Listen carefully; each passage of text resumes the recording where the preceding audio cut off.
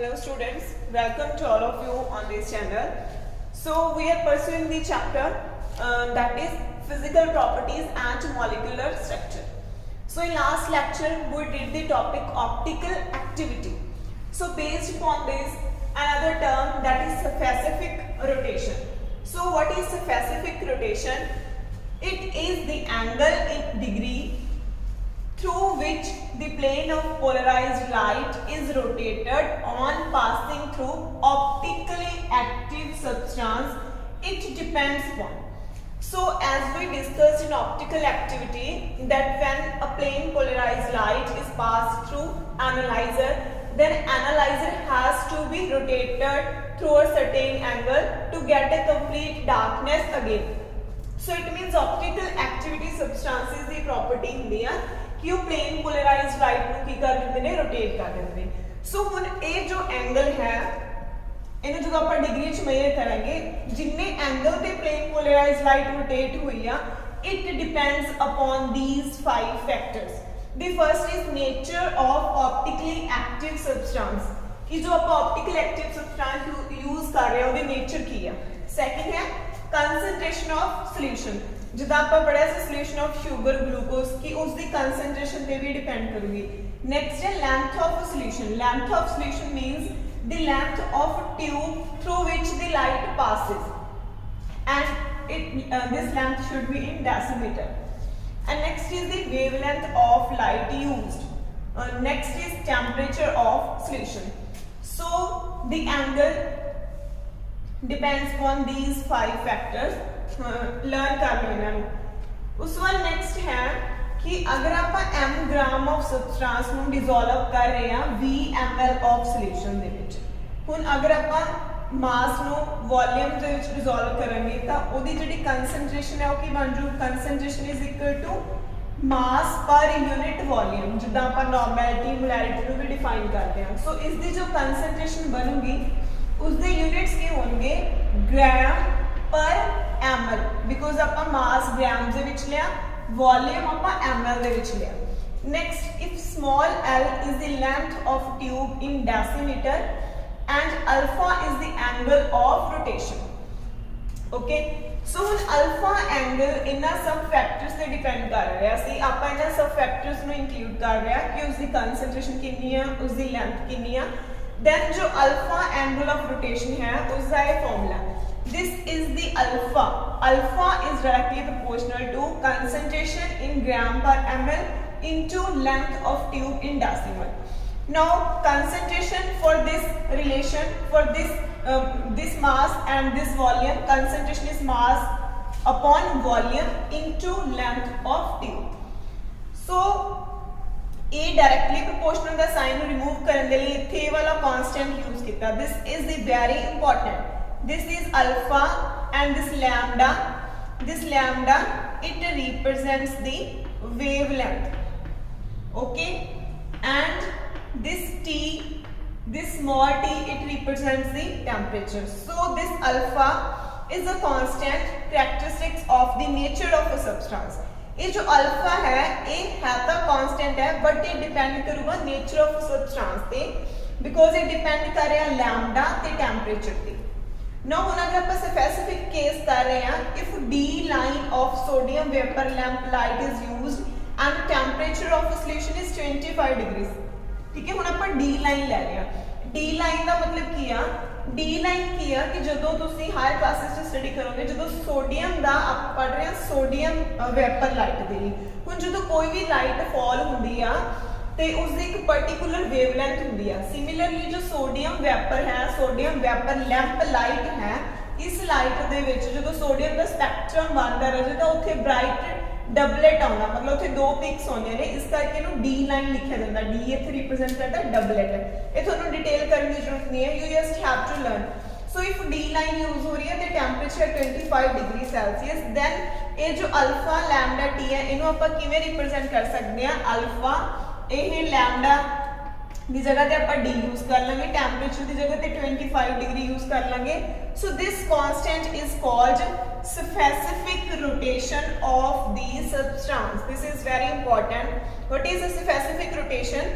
Specific rotation alpha D25 ਨੂੰ ਕਿਹਾ ਜਾਂਦਾ ਸਪੈਸੀਫਿਕ ਰੋਟੇਸ਼ਨ ਨੂੰ। ਹੁਣ ਇਹੀ ਕਾਂਸਟੈਂਟ ਨੂੰ ਆਪਾਂ ਇਸ ਫਾਰਮ ਦੇ ਵਿੱਚ ਲਿਖ ਸਕਦੇ ਹਾਂ ਬਿਕੋਜ਼ ਇਹ ਵਾਲਾ ਕਾਂਸਟੈਂਟ ਹੈ ਜਦੋਂ ਆਪਾਂ ਇਹਦੀ ਵੈਲਿਊ ਫਾਈਂਡ ਆਊਟ ਕਰਨੀ ਹੈ ਇਹ ਵੋਲਿਊਮ ਲੈਫਟ ਹੈਂਡ ਸਾਈਡ ਤੇ ਮਲਟੀਪਲਾਈ ਹੋ ਜਾਊਗਾ ਐਂਡ ਜੇ ਮਾਸ ਤੇ ਲੈਂਥ ਕੀ ਹੋ ਜਾਣਗੇ ਡਿਵਾਈਡ ਦੇ ਵਿੱਚ। ਸੋ ਇਹ ਜਿਹੜਾ ਫਾਰਮੂਲਾ ਬਣ ਗਿਆ। Okay, are you getting my point?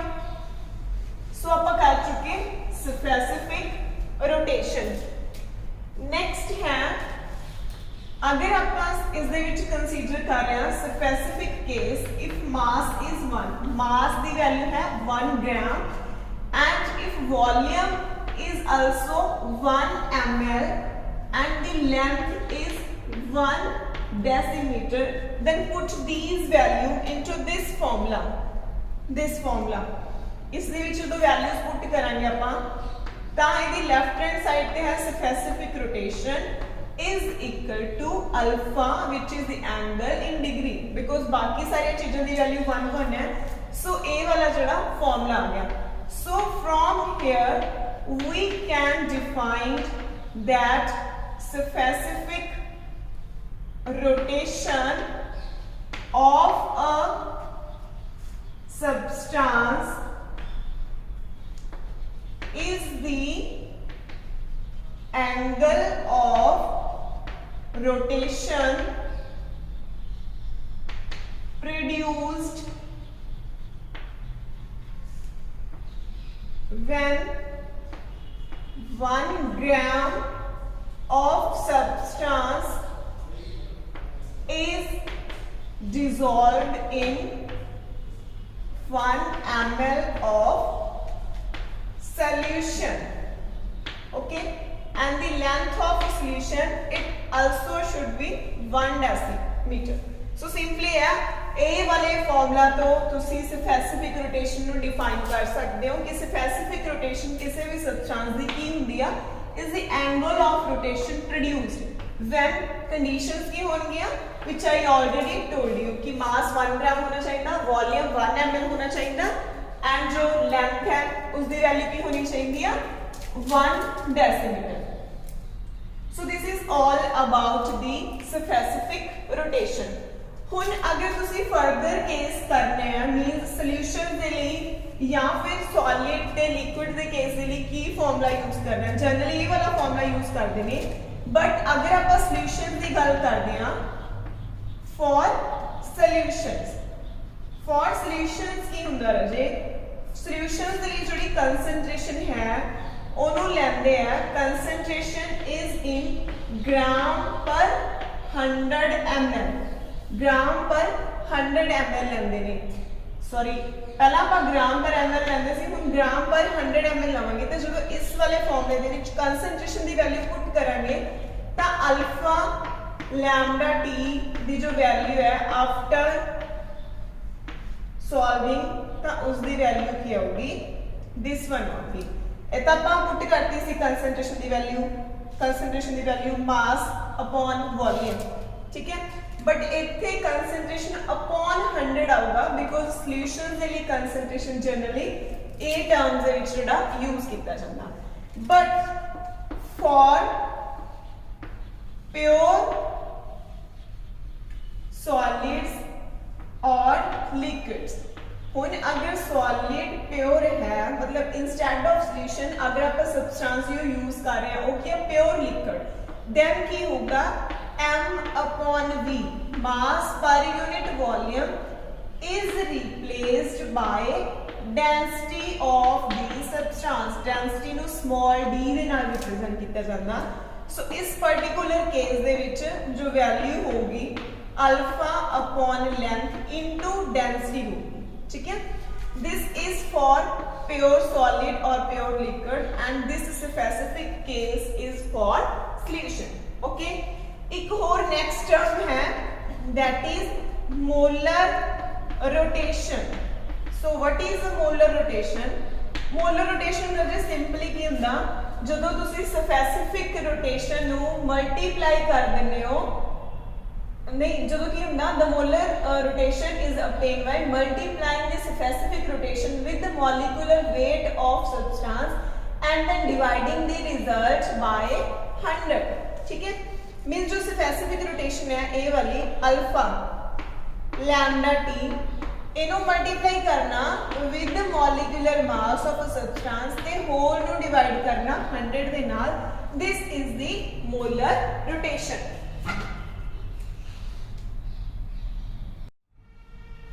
So our topic is measurement of optical activity means angle of rotation, that is alpha.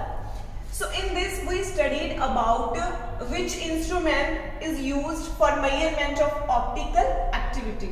So the instrument which is used for the measurement of amount of rotation caused by optical active substance to the plane of polarized light is polarimeter. So the principle of this instrument is already discussed. ਆਪਾਂ ਕੱਲ ਕੀਤਾ ਸੀਗਾ। So ਆਪਾਂ already कर चुके कि ਆਪਾਂ source लेने आ initially source of monochromatic light. Monochromatic light ਉਹ ਵਾਲੀ light ਹੁੰਦੀ ਆ having single wavelength ਤੇ ਆਪਾਂ ਕੀ ਕਰਨਾ ਇੱਕ polarizer ਲੈਂਦੇ ਆ ਇੱਕ analyzer ਲੈਂਦੇ ਆ ਇਹ whole system ਨੂੰ ਆਪਾਂ place ਕੀਤਾ ਹੋਇਆ within this metal tube. So both of polarizer and analyzer they are fixed on the opposite end of this metal tube. However is ਦੇ ਵਿੱਚ ਕੀ ਹੁੰਦਾ ਇਹ polarizer fix ਹੁੰਦਾ ਇਹਦੀ same ਜਗ੍ਹਾ ਹੁੰਦੀ ਹੈ ਇਹਨੂੰ ਆਪਾਂ rotate ਨਹੀਂ ਕਰਨਾ but ਜੋ analyzer ਹੁੰਦਾ it can be rotated ਠੀਕ ਹੈ it can be rotated ਇਸ ਕਰਕੇ ਇੱਥੇ ਇੱਕ ਸਰਕੂਲਰ ਸਕੇਲ ਲੱਗਿਆ ਹੋਇਆ ਸਰਕੂਲਰ ਸਕੇਲ ਦਾ ਮਤਲਬ ਹੀ ਇਹ ਹੈ ਕਿ ਆਪਾਂ ਐਨਾਲਾਈਜ਼ਰ ਨੂੰ ਰੋਟੇਟ ਕਰਨਾ ਅਬਾਊਟ ਦਿਸ ਐਕਸਿਸ। ਸੋ ਇਹਦੇ ਸੈਂਟਰ ਦੇ ਵਿੱਚ ਆਪਾਂ ਕੀ ਯੂਜ਼ ਕੀਤਾ in between the ਪੋਲਰਾਈਜ਼ਰ and ਐਨਾਲਾਈਜ਼ਰ there is a space for keeping the glass tube containing the solution ਇਸ ਦੇ ਵਿੱਚ ਆਪਾਂ ਆਪਟੀਕਲ ਐਕਟਿਵ ਸਬਸਟੈਂਸ ਜਿਹੜਾ ਉਹ ਰੱਖ ਸਕਦੇ ਹਾਂ। ਸੋ ਇਹ ਜੋ ਗਲਾਸ ਲੈਂਥ ਹੈ ਇਹਦੀ ਜੋ ਲੈਂਥ ਹੈ ਉਹ ਫਿਕਸਡ ਹੁੰਦੀ ਆ ਇਹ 5 ਸੈਂਟੀਮੀਟਰ ਦੀ ਵੀ ਹੋ ਸਕਦੀ ਆ 10 ਦੀ ਵੀ ਹੋ ਸਕਦੀ ਆ ਅਪ ਟੂ 20 ਹੋ ਸਕਦੀ ਹੈ ਇਸ ਤੋਂ ਜ਼ਿਆਦਾ ਵੱਡੀ ਨਹੀਂ ਆਪਾਂ ਲੈ ਸਕਦੇ ਠੀਕ ਹੈ ਜੀ। ਸੋ ਇਹ ਸਰਕੂਲਰ ਸਕੇਲ ਹੁੰਦਾ ਤੇ ਲਾਸਟ ਤੇ ਜੋ ਇੱਥੋਂ ਜਿਹੜੀ ਲਾਈਟ ਜਾ ਰਹੀ ਆ after passing through polariser then through analyser last ਤੇ ਕਿਹਦੇ ਥਰੂ ਅਬਜ਼ਰਵ ਹੋਗੀ ਆਈ ਦੇ ਥਰੂ ਆਪਾਂ ਆਈ ਦੇ ਥਰੂ ਲਾਈਟ ਨੂੰ ਕੀ ਕਰ ਸਕਦੇ ਆ ਦੇਖ ਸਕਦੇ ਆ। ਸੋ ਇਹਦੀ ਫਿਗਰ ਮੈਂ ਡਰਾ ਕੀਤੀ ਆ polarimeter ਦੀ ਕੀ ਹੁੰਦਾ ਹੈ ਇਨਸਟਰੂਮੈਂਟ ਦੇ ਵਿੱਚ ਥਿਊਰੀ ਹੈ ਜਿਹੜੀ ਉਹ ਤੁਸੀਂ ਖੁਦ ਲਿਖ ਸਕਦੇ ਹੋ ਮੈਂ ਐਕਸਪਲੇਨ ਕਰਦਾ। ਸੋ ਨੈਕਸਟ ਪ੍ਰੋਸੀਜਰ ਕੀ ਆ ਆਪਾਂ ਐਂਗਲ ਆਫ ਰੋਟੇਸ਼ਨ ਨੂੰ ਕਿਵੇਂ ਮੇਜ਼ਰ ਕਰਨਾ ਠੀਕ ਹੈ। ਸੋ ਫਰਸਟਲੀ ਕੀ ਹੁੰਦਾ when light is passed through the instrument without placing the tube ਇਹ ਪੁਆਇੰਟ ਨੂੰ ਅੰਡਰਲਾਈਨ ਕਰ ਲਓ without placing the tube containing the liquid ਜਾਂ ਫਿਰ solution ਇੱਥੇ ਆਪਾਂ ਰੱਖਿਆ ਨਹੀਂ ਆ ਤੁਸੀਂ ਇੱਥੇ ਕਹੋ ਵੀ ਇੱਥੇ ਆਪਾਂ ਕੋਈ ਲਿਕੁਇਡ ਫਿਲ ਨਹੀਂ ਕੀਤਾ ਠੀਕ ਹੈ। ਤੇ ਉਸ ਤੋਂ ਬਾਅਦ ਜੋ ਲਾਈਟ ਜਾਊਗੀ ਆਫਟਰ ਪਾਸਿੰਗ ਥਰੂ ਐਨਾਲਾਈਜ਼ਰ ਜੋ ਆਈ ਦੇ ਥਰੂ ਆਪਾਂ ਲਾਈਟ ਨੂੰ ਵਿਊ ਕਰਾਂਗੇ ਐਨਾਲਾਈਜ਼ਰ ਉਸ ਤੋਂ ਬਾਅਦ ਆਪਾਂ ਐਨਾਲਾਈਜ਼ਰ ਨੂੰ ਰੋਟੇਟ ਕਰਨਾ slowly till field of view is done means ਜਦੋਂ ਪਹਿਲਾਂ ਇੱਥੇ ਲਾਈਟ ਜਾਊਗੀ ਤਾਂ ਆਈ ਨੂੰ ਕੁਝ ਲਾਈਟ ਦਿਖੂਗੀ ਠੀਕ ਹੈ ਲਾਈਟ ਇਜ਼ ਵਿਊਡ ਉਸ ਤੋਂ ਬਾਅਦ ਆਪਾਂ ਕੀ ਕਰਨਾ ਐਨਾਲਾਈਜ਼ਰ ਨੂੰ ਰੋਟੇਟ ਕਰਨਾ ਜਦੋਂ ਤੱਕ ਉਹਦਾ ਫੀਲਡ ਆਫ ਵਿਊ ਕੀ ਹੋ ਜਾਊਗਾ ਡਾਰਕ ਮੀਨਸ ਉੱਥੇ ਕੋਈ ਲਾਈਟ ਨਹੀਂ ਹੋਊਗੀ। It gives the initial reading of the instrument okay. So ਇਹ ਫਰਸਟ ਸਟੈਪ ਹੋ ਗਿਆ। ਸੈਕਿੰਡ ਚ ਆਪਾਂ ਕੀ ਕਰਨਾ ਨਾਓ the tube containing the solution is placed ਇਸ ਟਿਊਬ ਦੇ ਵਿੱਚ ਆਪਾਂ नोन कंसंट्रेशन दी सॉल्यूशन या फिर लिक्विड नु फिल करना उस तो बाद फिर आपा अगेन आई दे थ्रू जेडी लाइट नु देखना again field of view is no longer found to be dark बस सिंपली इथे भी आपा नु जेडी लाइट आ दिखूगी उस तो बाद फिर आपा सेम स्टेप करना the analyser is rotated slowly till field of view is completely dark so this gives the final reading now the difference between the final reading and the initial reading it gives you the angle of rotation okay so alpha the value find out ਕਰਨ ਦੇ ਲਈ ਆਪਾਂ ਨੂੰ same ਜਿਹੜੀ ਚੀਜ਼ਾਂ ਨੂੰ ਦੇਖਣਾ ਪਊਗਾ ਇੱਕ ਵਾਰੀ ਆਪਾਂ ਇੱਥੇ ਕੋਈ ਸੋਲੂਸ਼ਨ ਨਹੀਂ ਫਿਲ ਕਰਨਾ ਸੈਕੰਡ ਟਾਈਮ ਇੱਥੇ ਆਪਾਂ ਸੋਲੂਸ਼ਨ ਫਿਲ ਕਰਨਾ ਫਸਟ ਟਾਈਮ ਵੀ ਇਹਦਾ ਜੋ ਐਨਾਲਾਈਜ਼ਰ ਨੂੰ ਰੋਟੇਟ ਕਰਾਂਗੇ ਇੱਥੋਂ ਇਨੀਸ਼ੀਅਲ ਰੀਡਿੰਗ ਆਊਗੀ ਸੈਕੰਡ ਟਾਈਮ ਵੀ ਇਹਨੂੰ ਆਪਾਂ ਰੋਟੇਟ ਕਰਾਂਗੇ ਇੱਥੋਂ ਫਾਈਨਲ ਰੀਡਿੰਗ ਆਊਗੀ ਤੇ ਦੋਨਾਂ ਦੇ ਡਿਫਰੈਂਸ ਨੂੰ ਜਦੋਂ ਆਪਾਂ ਕੈਲਕੂਲੇਟ ਕਰਕੇ ਦੇਖਾਂਗੇ that gives you the value of angle of rotation. Now if alpha is positive agar alpha the value positive ਹੈ means angle of rotation the value positive ਹੈ ਤਾਂ substance ਕੀ ਹੋਗਾ dextrorotatory ਦਾ ਮਤਲਬ मैं तुहानू कल भी दस्सिया सी कि जे इनिशियली प्लेन पोलराइज लाइट एवें आ तो वह की हो जूगी टूवर्ड्स राइट टिल्ट हो जूगी एंड अगर अल्फा की वैल्यू नैगेटिव आ तो की होगा लीवो रोटेटरी लीवो का मतलब की आ टूवर्ड्स लैफ्ट मतलब इदा वो जी डायरैक्शन की हो जूगी रोटेट हो जूगी सो ये सीगा measurement of optical activity So our last topic of today's discussion is optical activity and chemical constitution. So first point है the optical activity is a purely constitutive property. So as we already discussed that a constitutive property is that property which depends upon arrangement of atoms within the molecule. ठीक है उस तो बाद है कि जो organic compounds ने जिन्हां दे विच हैगा कायरल कार्बन एटम या फिर asymmetric carbon atom they are optically active substances means कि आ कंडीशन होनी चाहिए ऑप्टिकल एक्टिविटी दे लिए या फिर ऑप्टिकल एक्टिव सब्सटेंसेस दे लिए कि उन्हां कोल एटलीस्ट एक जिहड़ा कार्बन एटम है वो किहड़ा होना चाहिए asymmetric carbon atom asymmetric carbon atom का मतलब कि एक कार्बन दे नाल जिहड़े चारों एटम्स लगे हुए ने वो की होन डिफरेंट हो ठीक है for example lactic acid this is the structure of lactic acid in this structure the central carbon atom is attached to 4 other constitute atoms और मॉलिक्यूल्स सो ये चारों की ने डिफरेंट ने hydrogen methyl OH group and COH ये सारे different ने so this organic compound is optically active because it contains one carbon atom which is attached to 4 different group या फिर ये कह सकते हैं कि ये कार्बन केड़ी कार्बन है कायरल कार्बन एटम और असिमेट्रिक कार्बन एटम सो ये ऊपर एस्टेरिक लगाने ने साइन ये दसदा कि ये कायरल कार्बन एटम ठीक है जी हुण उस तो बाद क्या रजे कुछ जो कंपाउंड ने वो एग्जिस्ट करते हैं 2 फॉर्म्स दे विच और 2 फॉर्म्स दे विचों एक फॉर्म यह जी होगी जिहड़ी कि होगी डेक्स्ट्रोरोटेटिव का मतलब which rotates the plane of polarised light to the right and जो अदर फॉर्म होगी वो की होगी laevorotatory which rotate the plane of polarised light to the left so the 2 forms have the same constitution मतलब constitution same का मतलब किया इन्हां दोनों फॉर्म्स दे विच सेम ही एटम्स होंगे but different in their configuration but उन्हां दोनों फॉर्म्स की कन्फिगरेशन दे विच की हुंदा डिफरेंस हुंदा सो ये जिहड़ियां 2 फॉर्म्स ने they are known as optical isomers या फिर कह सकते हैं आपां स्पेस आइसोमर्स ठीक है इनू शो करने के लिए भी लैक्टिक एसिड्स दियां 2 जिहड़ियां फॉर्म्स की एग्जांपल लैती हुई है ठीक है जिवें फर्स्ट है तो जनरली अगर कार्बन के नाल 4 एटम्स लगे होंगे ने तो ये जिहड़ी स्ट्रक्चर हुंदी है वो किहड़ी हुंदी है टेट्राहेड्रॉन मतलब जिहड़ी मैं डॉटर दे नाल शो कीती है this is the tetrahedron structure so एक ये फर्स्ट फॉर्म है एक की होगी है अनदर फॉर्म तो इन्हां दोनों फॉर्म्स नूं तुसीं ध्यान नाल देखो दोनों दी सेम कंस्टिट्यूशन है मतलब इत्थे कार्बन कार्बन CH3 OH इत्थे भी OH हैगा इत्थे हाइड्रोजन है सिमिलरली इधर भी की है हाइड्रोजन है COH इत्थे भी COH मतलब सेम जिहड़े एटम्स ने बट इन्हां दी कन्फिगरेशन च डिफरेंट है जिवें देखो इधर OH कित्थे लग्या होया राइट ते हाइड्रोजन लेफ्ट ते बट इस ऑपोजिट हो गया OH लेफ्ट ते हाइड्रोजन किधर हो गया राइट ते ठीक है सो ये दोनों फॉर्म्स ने they are not superimposable over each other so they are said to be enantiomers so इनू हुण तुसीं ध्यान नाल समझण दी गल आ ये टर्म बहुत इंपॉर्टेंट है सुपरइंपोजेबल की हुंदा सो देखो रजे जदों ये दोनों फॉर्म्स ने लैक्टिक एसिड दी ही ने इन्हां दे सेंटर च आपां मिरर रखांगे ठीक है ए की ने D and L forms of lactic acid हुण आपां डायरेक्ट देख के नहीं दस सकते भी केड़ी फॉर्म D आ केड़ी की आ L आ ये आपां एक्सपेरिमेंट स्टडी तो बाद ही दस सकते हैं सो हुण ये नॉन सुपरइंपोजेबल टर्म समझा रही है नॉन सुपरइंपोजेबल की ने हुण तुसीं इहनूं समझ सकते हो from the example of our hands देखो ये अपने 2 हैंड्स ने this is left hand and this is right hand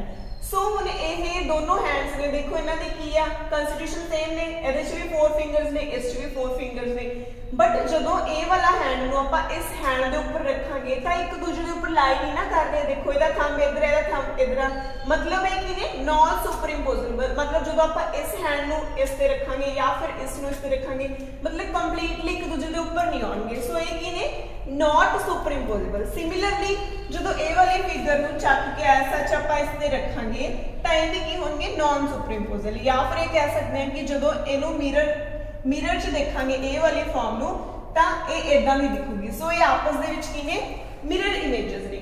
so they are mirror images to each other. Okay and जिवें आपां कॉन्फिगरेशन भी देखिए, हाइड्रोजन को जदों आपां ऑक्सीजन जाने तां इहदा राइट हैंड साइड दी रोटेशन है, बट जदों आपां इस हाइड्रोजन तो ऑक्सीजन जाने तां इधर की होगा लेफ्ट हैंड साइड दी रोटेशन होगी। सो इन्हां दे विच आपस दे विच की आ configurations are different है, they differ in their configuration, so they are known as enantiomers and they are also optically isomers। ठीक है, हुण देखो ये दो फॉर्म्स ने, जदों इन्हां दोनों फॉर्म्स नूं आपां मिक्स करके एक नवीं थर्ड फॉर्म बनावांगे। एक ही ने हुण ऑप्टिकल एक्टिव ने, बट जदों इन्हां दोनों नूं मिक्स करके आपां एक नवीं फॉर्म बनावांगे, वो की होगी दैट इज ऑप्टिकली इनएक्टिव। क्यों? क्योंकि देखो ये जो है ये अगर लाइट नूं राइट रोटेट करूगी तो दूसरा की हो जाएगा उन्होंने लेफ्ट रोटेट करूगा। तो जब आप दोनों को कंबाइन करांगे तो दोनों की रोटेशन आपस दे विच की हो जाएगी, कैंसल आउट हो जाएगी। So this process is known as external composition. सो ये तुहानू सब नू जेड़ा पता होना चाहिए, जो मैं हुण दस रही हां की दस्सिया कि जदों दो फॉर्म्स नू मिक्स करदे आ ते जो थर्ड फॉर्म बनदी आ that is optically the third form which is obtained by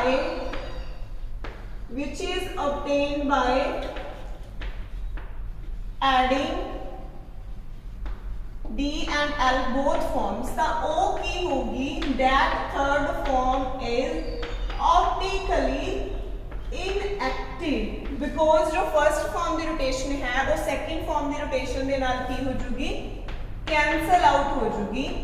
and this process is external compensation. Compensation का मतलब तो तुम समझते होंगे। सो एक्सटर्नल कंपोजिशन का मतलब किसी बाहरले फैक्टर करके वो चीज दे विच की होगी कंपनसेशन। हुण ये दोनों अलग अलग फॉर्म्स ने ना, सो इस करके this is external composition. And जो सबस्टांसेस ऑब्टेन होंदे ने दोनों को मिक्स करते हैं जो डी एंड एल फॉर्म नू, तो वो जो सबस्टांस बनता that is known as racemic mixtures. Okay, तो इन्हों को फर्दर सैपरेट आउट कर सकते हैं, इन्नी डिटेल करने की जरूरत नहीं है। कंप्लीट डिटेल तुम पढ़ोगे सेकेंड ईयर के और may be in third year organic chemistry के। ठीक है, सो ये सीगा अपना इनएंशियोमर्स का। हुण जे अगर कोई एवें दा कंपाउंड होवे जिहदे विच दो असिमेट्रिक कार्बन एटम्स होण, for example tartaric acid. So tartaric acid की जो स्ट्रक्चर हुंदी आ दैट इज दिस, एक कार्बन दे नाल COH, सेकंड दी भी सेम होएगी। सो this is the structure of tartaric acid. इत्थे आपां एस्टेरिक वाला साइन शो कर देना बिकॉज इस असिमेट्रिक कार्बन है, this is also asymmetric carbon. So इस केस दे विच की होगा जदों आपां देखांगे इहदी रोटेशन ऐदां होगी जदों आपां हाइड्रोजन तो OH लावांगे, बट इस दे विच जदों आपां हाइड्रोजन तो OH लावांगे तो रोटेशन ऐदा मतलब की है ये क्लॉकवाइज है, ये की है anti clockwise. So in this form की होगा the rotation caused by this half of the molecule is compensate और balanced by this other half of the molecule. मतलब कि ए वाली जो रोटेशन कर रहे हैं, ए वाला जो रोटेशन कर रहे हैं ऑपोजिट रोटेशन ने, तो आपस में विच की हो जाएंगे, कैंसल आउट हो जाएंगे। So this is known as internal compensation. ये टर्म समझनिया जरूरी ने। एक्सटर्नल कंपोजिशन की है, external compensation sorry, this is internal composition. Internal का मतलब within the same molecule, external का मतलब due to different molecule. So ये आप पढ़ चुके ऑप्टिकली एक्टिविटी दे बारे में। सो हुण एक होर पॉइंट समझना जरूरी है कि आपका पढ़िया कि ऑर्गेनिक कंपाउंड्स ने जिन्हां दे विच की हुंदा ਐਟਮ ਹੋਵੇ ਐਟਲੀਸਟ 1 ਤਾਂ ਉਹ ਕੀ ਹੁੰਦੇ ਨੇ ਆਪਟੀਕਲ ਐਕਟਿਵ ਹੁੰਦੇ ਨੇ। ਬਟ ਕੁਝ ਆਰਗੈਨਿਕ ਕੰਪਾਊਂਡਸ ਐਦਾਂ ਦੇ ਵੀ ਹੁੰਦੇ ਨੇ ਜਿਨ੍ਹਾਂ ਦੇ ਵਿੱਚ ਕੋਈ ਵੀ ਕਾਰਲ ਐਟਮ ਨਹੀਂ ਹੁੰਦਾ, ਅਸਿਮੈਟ੍ਰਿਕ ਕਾਰਬਨ ਐਟਮ ਨਹੀਂ ਹੁੰਦਾ, ਬਟ ਸਟਿਲ ਉਹ ਕੀ ਹੁੰਦੇ ਨੇ ਆਪਟੀਕਲੀ ਐਕਟਿਵ ਹੁੰਦੇ ਨੇ due to asymmetry of the molecule। ठीक है, सो ऑप्टिकली एक्टिव सब्सटेंस के लिए जो सब तो इंपॉर्टेंट कंडीशन है वो की होंदी है asymmetry of the molecule। ठीक है जी, हुण जो आप पहला कीता सी उसदे विच ਆਪਾਂ पढ़िया सी asymmetry सिर्फ वो होवे कि जिहड़े कार्बन दे नाल 4 डिफरेंट एटम्स लगे होण, बट कुछ देखा गया कुछ एग्जांपल्स ने कुछ कंपाउंड्स एवें दे ने some compounds they do not contain any asymmetric carbon atom, not necessary कि कार्बन ही होवे, कार्बन की जगह ते नाइट्रोजन ऑक्सीजन कुछ भी हो सकता, मतलब कुछ कंपाउंड्स ने जिन्हां दे विच कोई भी asymmetric एटम्स नहीं हैगा, बट फिर भी जो आप उन्होंने देखा but they are optically active. Why it is so?